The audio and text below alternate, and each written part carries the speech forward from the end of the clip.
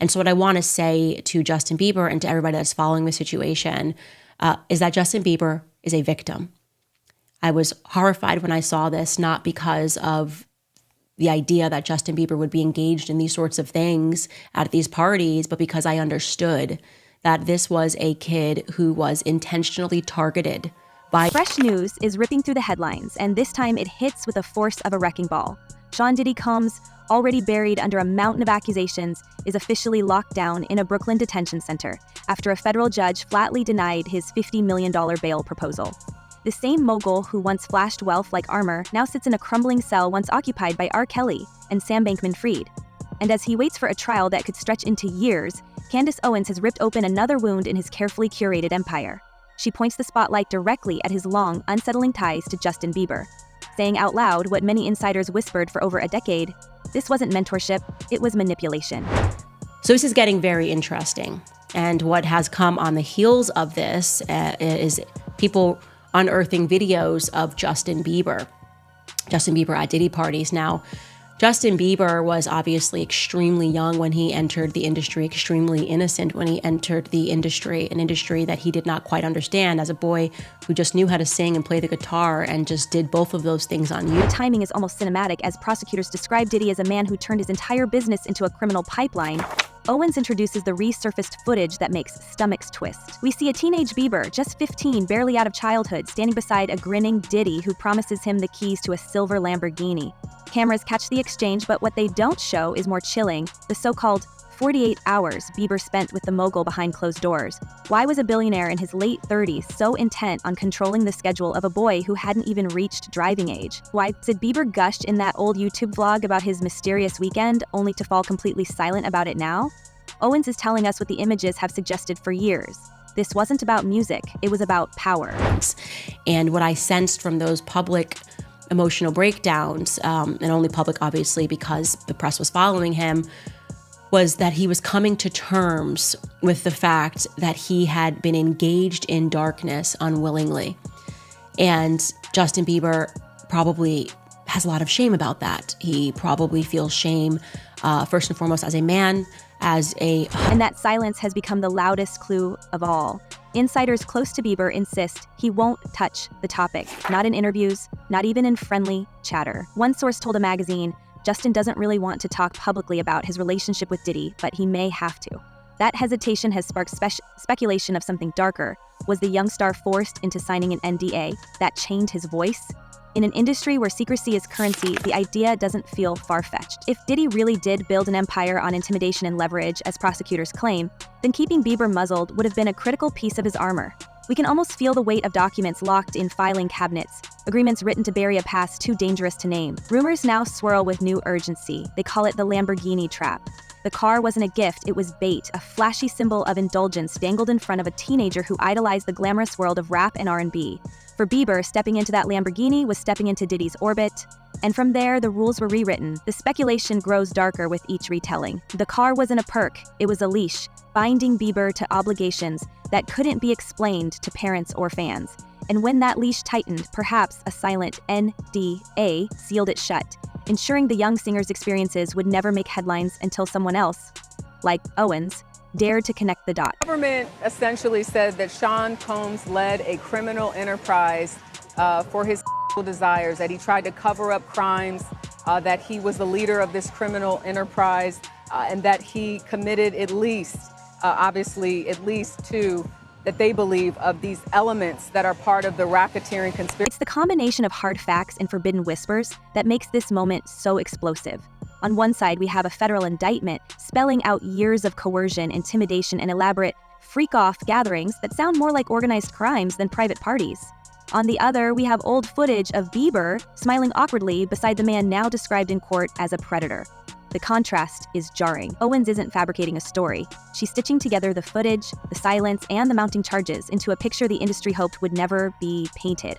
And what emerges looks less like a mentorship gone sour and more like a pipeline of exploitation, where young stars were groomed with gifts, silenced with papers, and paraded as trophies in a system too big to question. This is the flight where Diddy said to her, showed her she the testified video. that freak-off video. He showed her a video of a freak-off that she participated in and said, if you don't participate in another freak off when we get to New York, I'm gonna put this video out. I'm gonna send it to your mother.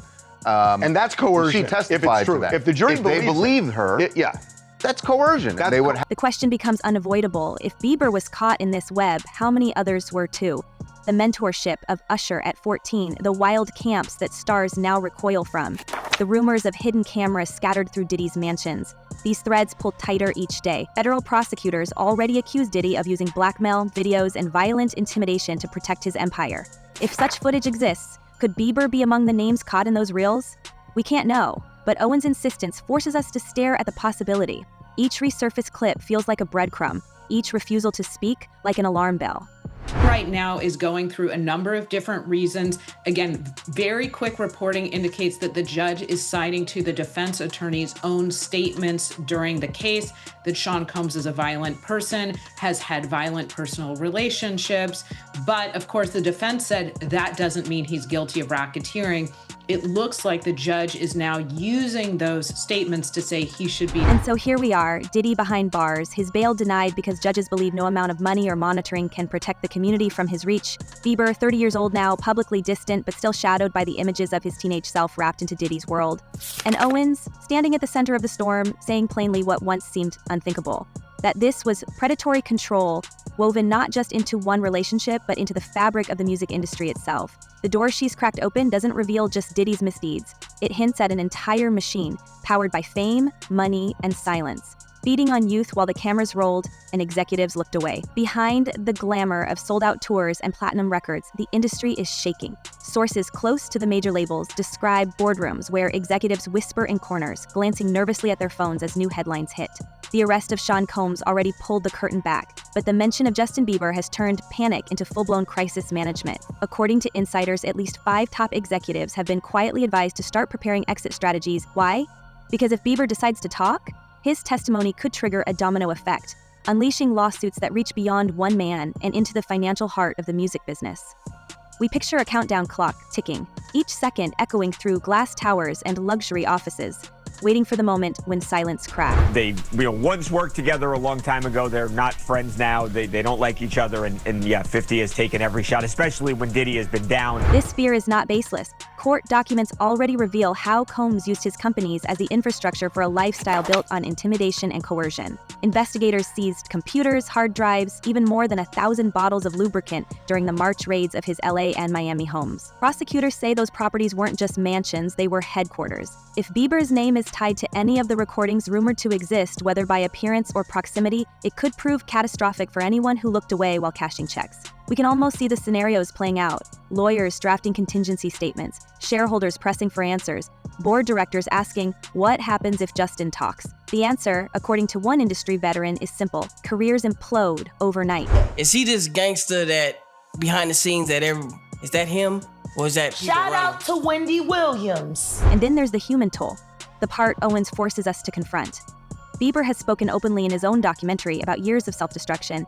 He admitted starting with smoke at 13 before sliding into a haze of pills, lean, and powders. He described days beginning with chemicals and nights ending with bodyguards checking his pulse to make sure he was still breathing. At the time, the world dismissed it as the antics of a spoiled star who couldn't handle fame. But what if it wasn't about fame at all? What if those addictions were the only numbing agent strong enough to quiet the memories of what he endured as a teenager in Diddy's circle? And then what's the stuff that's happening with Wendy Williams? Do you think this is all connection to? Of course.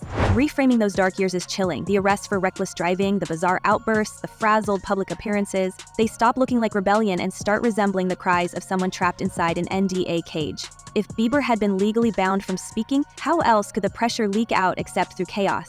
We remember him breaking down in interviews, talking about sadness even at the height of success, confessing to feeling empty despite having everything. We thought it was cliché pop star angst. Now, under Owens' lens, it reads like the hidden psychology of silence, the mind of a man carrying stories he cannot tell. Adding weight to this is the growing suspicion of surveillance. In a lawsuit, Rodney Lil Rod Jones claimed that hidden cameras were planted throughout Diddy's mansions, capturing high-profile guests without their knowledge. Court filings even allege that these tapes include celebrities, athletes, and executives engaging in compromising acts. If that archive exists, and if Bieber was ever present, it would explain his persistent refusal to speak. Because breaking an NDA is one thing. Knowing there might be footage locked away in someone else's vault, that is enough to keep anyone quiet. We imagine lawyers and agents warning him, stay silent or risk everything. Meanwhile, federal agents paint a darker image. Prosecutors allege that Combs wasn't just throwing wild parties, he was orchestrating multi-day freak-off events where attendees were fueled with substances and kept under control. Victims described being flown across the country, handed contracts, and told to perform while cameras rolled. One prosecutor called him a serial abuser and a serial obstructor, emphasizing a long history of witness intimidation. When we connect that with Bieber's timeline, the overlap is haunting. He was in Diddy's orbit during those years, and he vanished into 48 hours of unexplained time that he now refuses to revisit. No, it looks like whatever Justin is doing, I'm not going to show it out of just respect for the fact that I truly believe that Justin Bieber is a victim. But whatever he is doing in this video with Trey Songz and Odell Beckham Jr. looks highly suspicious. That missing stretch of time has become one of the most haunting enigmas in modern celebrity lore. The so-called Lost Weekend was immortalized in Bieber's own vlog, where he casually mentioned spending 2 straight days with Diddy without elaborating on what they did, where they went, or who else was there. For fans, it was initially just a quirky anecdote, a young star bragging about proximity to power, but in hindsight, the vagueness feels deliberate, like a curtain carefully drawn over something that was never meant to be seen. Industry insiders have whispered about that period for years, calling it a black hole of time that doesn't fit cleanly into Bieber's early career schedule. He was suddenly absent from friends, handlers, and even routine promotional obligations.